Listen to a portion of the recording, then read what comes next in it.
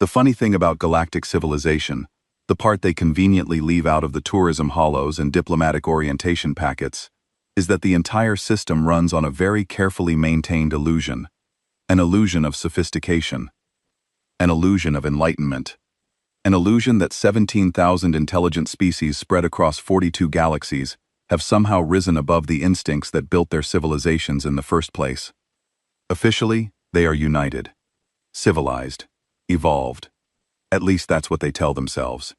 In practice, they're still the same ambitious, territorial creatures they've always been. They've just learned to hide it behind better vocabulary. Instead of wars, they have resource disputes. Instead of empires, they have economic partnerships. Instead of threats, they issue formal statements of concern.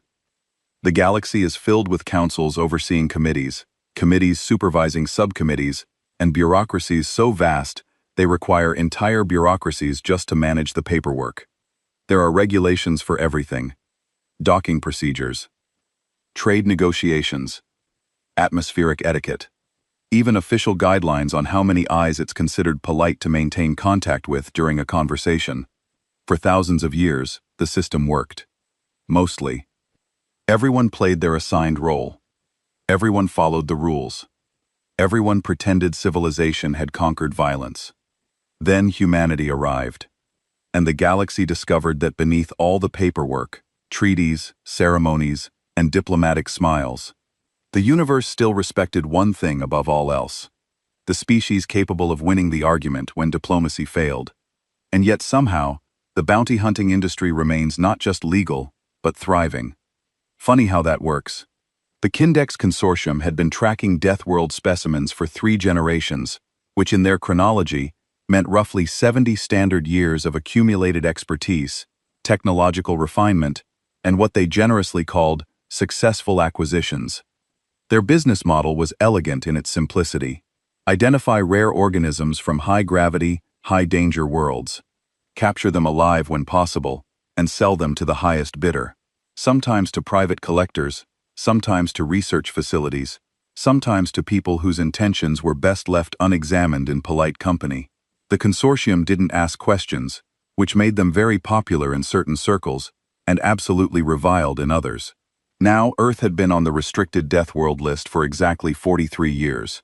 Ever since a human delegation had attended the First Contact Summit, and a minor diplomatic incident had occurred involving what humans called a firm handshake, and what the Valeran ambassador called attempted murder by crushing force. The Classification Committee, in their infinite wisdom, had slapped a Level 7 hazard designation on humanity's homeworld, which put it in the same category as planets, where the atmosphere was made of sulfuric acid, and the native wildlife hunted in organized military formations. Insurance companies refused to underwrite any expedition to Earth. Tourism agencies deleted it from their databases.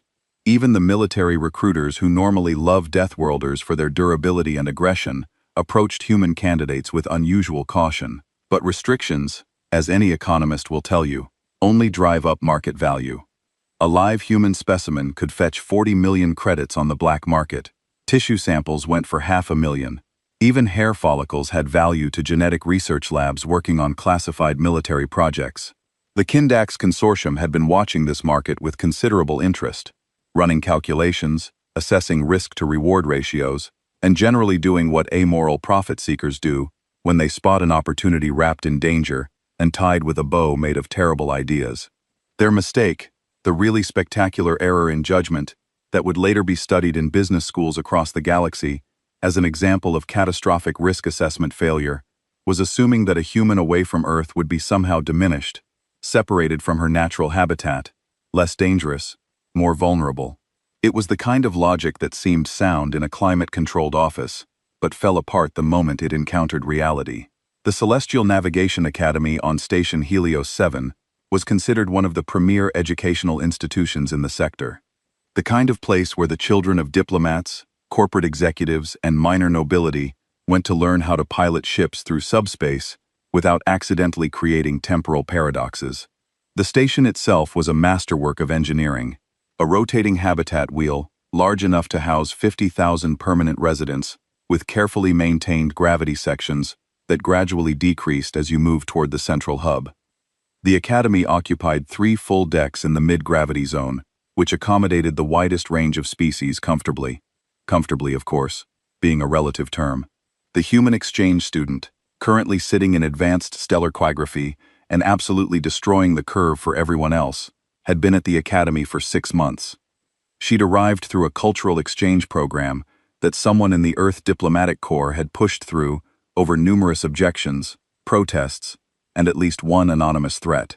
Her presence had required extensive facility modifications, including reinforced furniture, recalibrated gravity plating in her quarters to simulate Earth-standard conditions, and a liability waiver so comprehensive it had its own table of contents. Her classmates, a collection of species from across the civilized galaxy, had spent the first month treating her like an unexploded ordnance that had wandered into their classroom.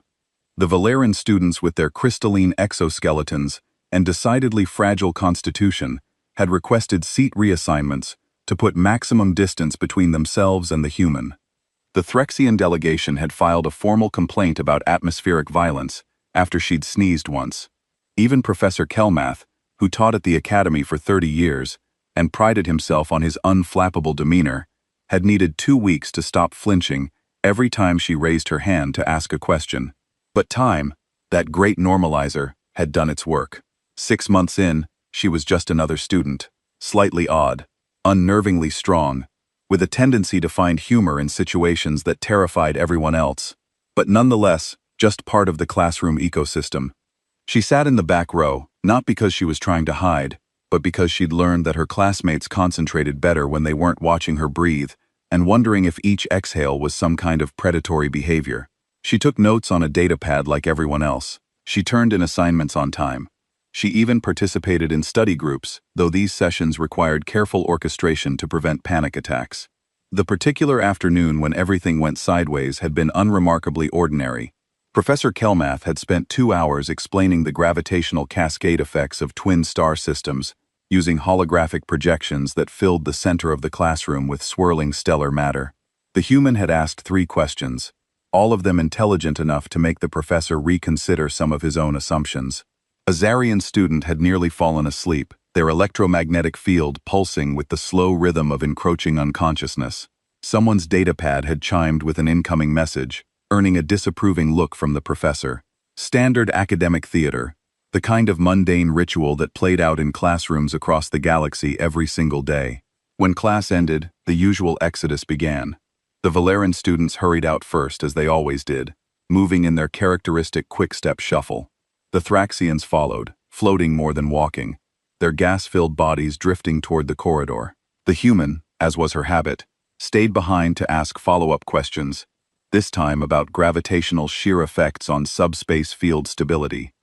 Professor Kelmath, who'd grown to appreciate her genuine curiosity, was mid-explanation when his datapad chirped with an emergency alert. The hunters had chosen their timing with professional precision.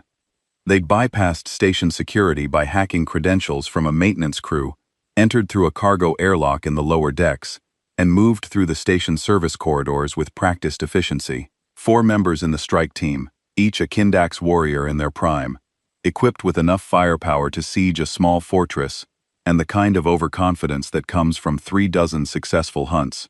They'd studied the human schedule, tracked her movements, identified the optimal capture window.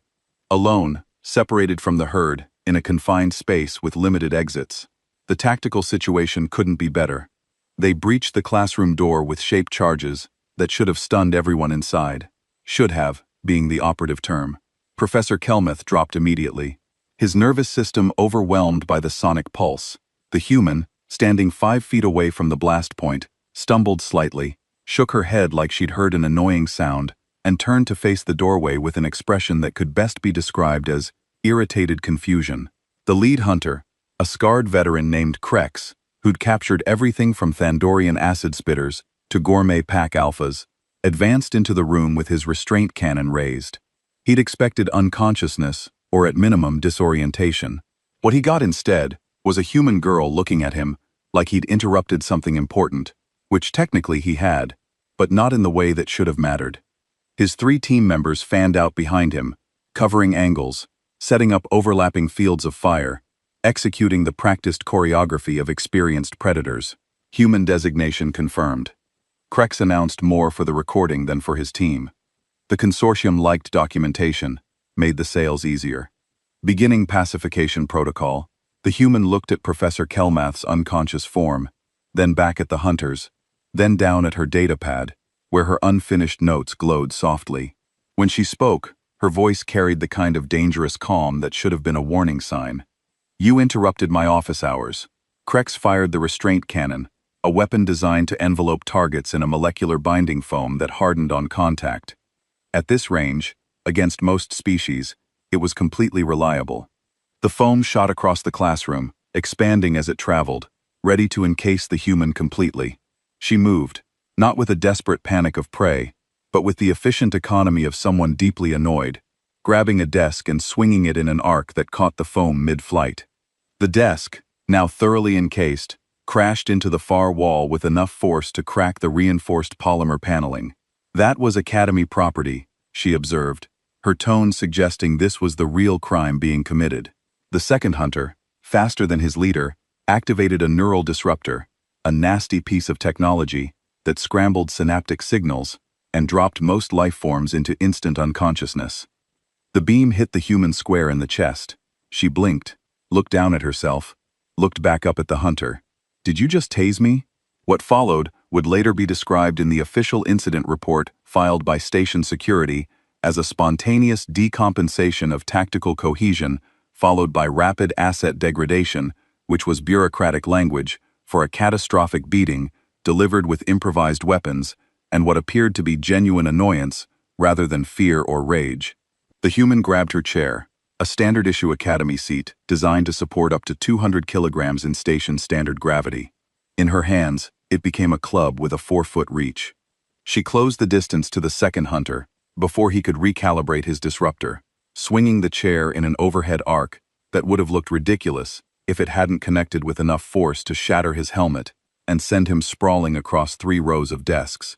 The kind armor, rated to withstand small arms fire and kinetic impacts up to 3,000 joules, crumpled like decorative foil. Krex, to his credit, adapted quickly. He dropped the restraint cannon and drew his combat blade. 5 feet of molecularly aligned alloy sharp enough to slice through starship hull plating. He trained for close combat, spent decades mastering blade work, fought opponents in zero gravity, high gravity, underwater, in complete darkness.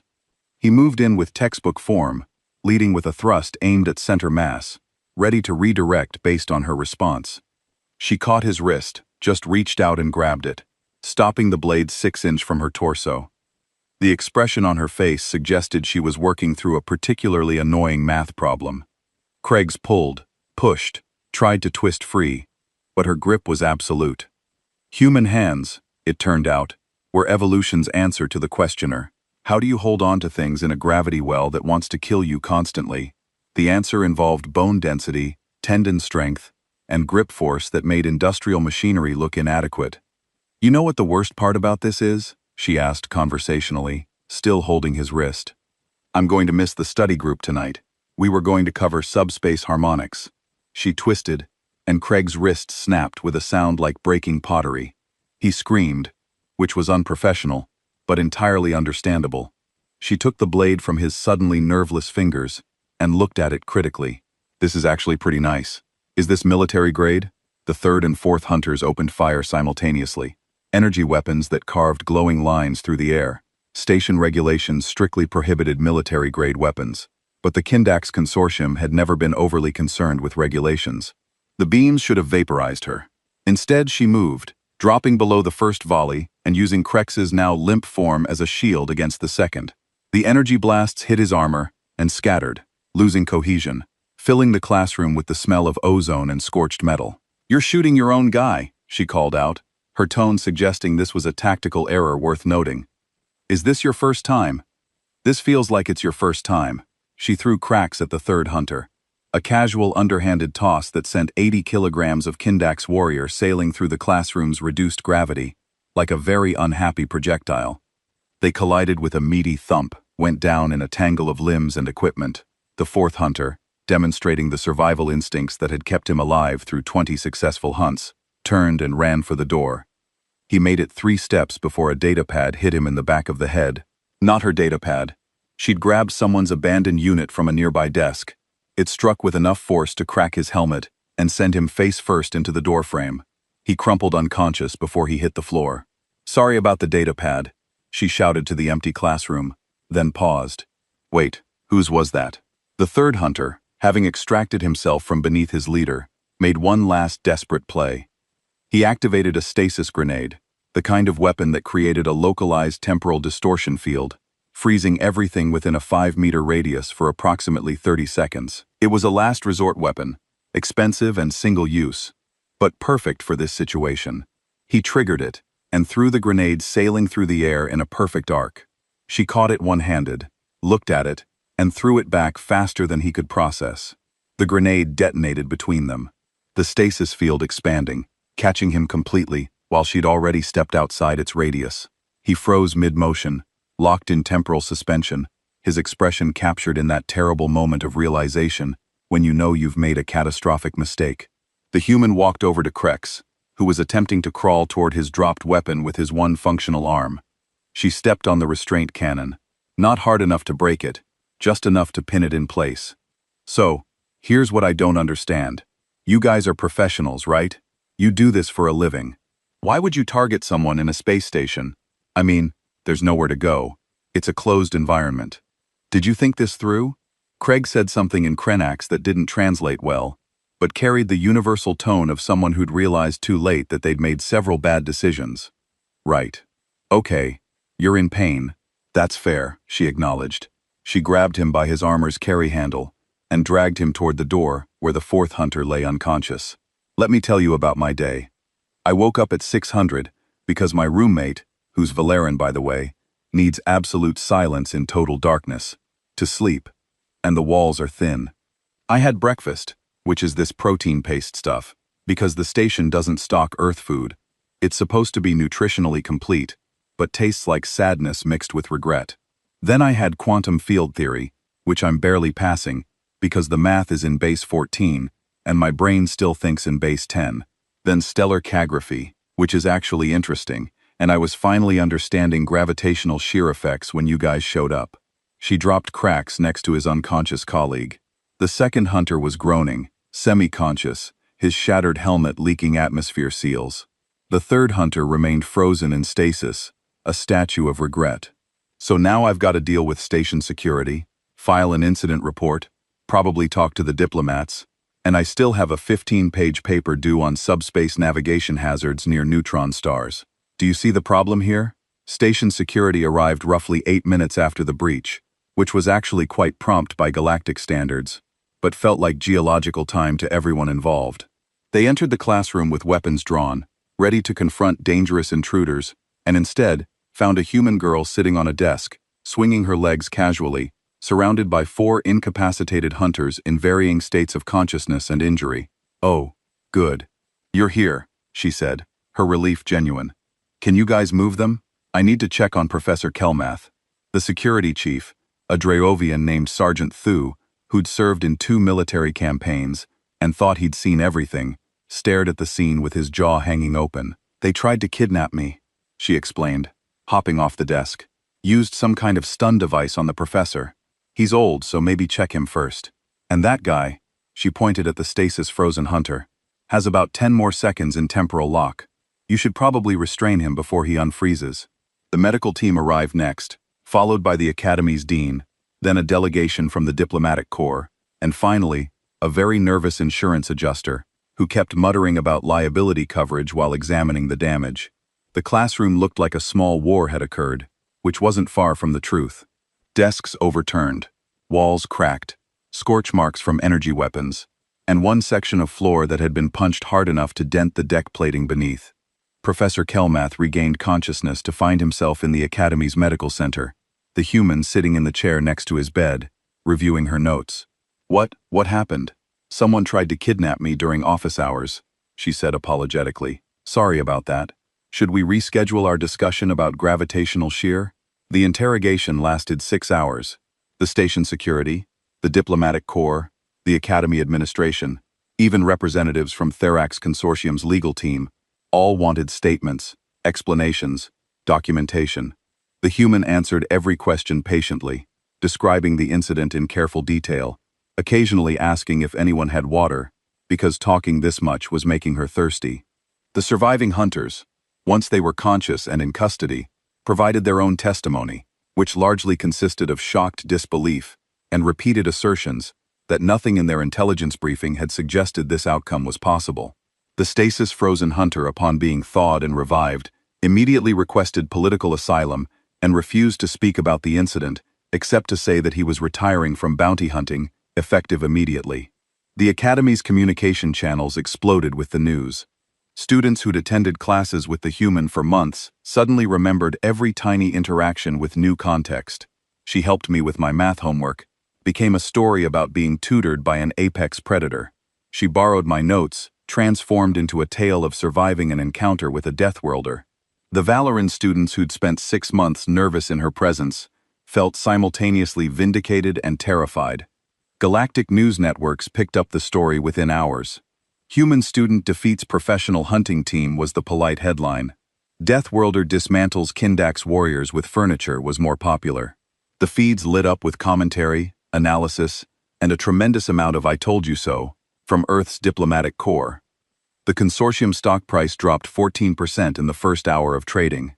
But the real repercussions, the ones that would echo through galactic society for years, were already beginning to propagate through various bureaucracies. The Deathworld Classification Committee convened an emergency session to review humanity's threat assessment. Earth's Level 7 designation was upgraded to Level 9, a category previously occupied only by planets where the ecosystem actively hunted spaceships. Insurance companies that underwrote bounty hunting contracts immediately added exclusions for any operations involving human targets. 3 other hunting consortiums announced they were discontinuing Deathworlder acquisitions entirely, citing unacceptable risk factors. The Celestial Navigation Academy faced its own reckoning. The board of directors called an emergency meeting to discuss security protocols, liability concerns, and whether hosting Deathworld students was compatible with their educational mission. The debate lasted 14 hours and ended with a split decision to continue the exchange program, but with significantly enhanced security measures. All of which, the human pointed out, would do absolutely nothing to prevent a similar incident. "Look," she explained to the extremely nervous dean, "if someone wants to start trouble, security measures won't stop them. You know what actually keeps people safe? Consequences. And now everyone knows what the consequences are." The dean, a Threxian administrator who'd held his position for 20 years without incident, until 6 months ago, made a note that looked suspiciously like a resignation letter. "Miss, with all due respect, you hospitalized 4 professional hunters. They attacked me during class," she countered. "What was I supposed to do? Die politely?" The diplomatic fallout took weeks to resolve. Earth's embassy filed formal complaints about the assassination attempt. The Kindax Consortium's home government issued carefully worded apologies while simultaneously distancing themselves from the operation. Various species representatives called for stricter controls on Deathworld interactions, while others argued this incident proved that humanity should be given wider access to galactic society since they were clearly capable of defending themselves. The debates were heated, lengthy, and ultimately inconclusive, which meant everything stayed mostly the same, except everyone was now more nervous. The human, for her part, returned to class the next day, sat in the same seat in the back row, took notes on the lecture about quantum navigation through dark matter regions, raised her hand to ask a clarifying question about particle interference patterns. Her classmates, who'd spent the previous evening watching news coverage of her dismantling a professional hunting team, stared at her like she'd grown a second head. During break, a Valeran student named Trix approached her desk with visible trepidation. "I wanted to ask, weren't you scared?"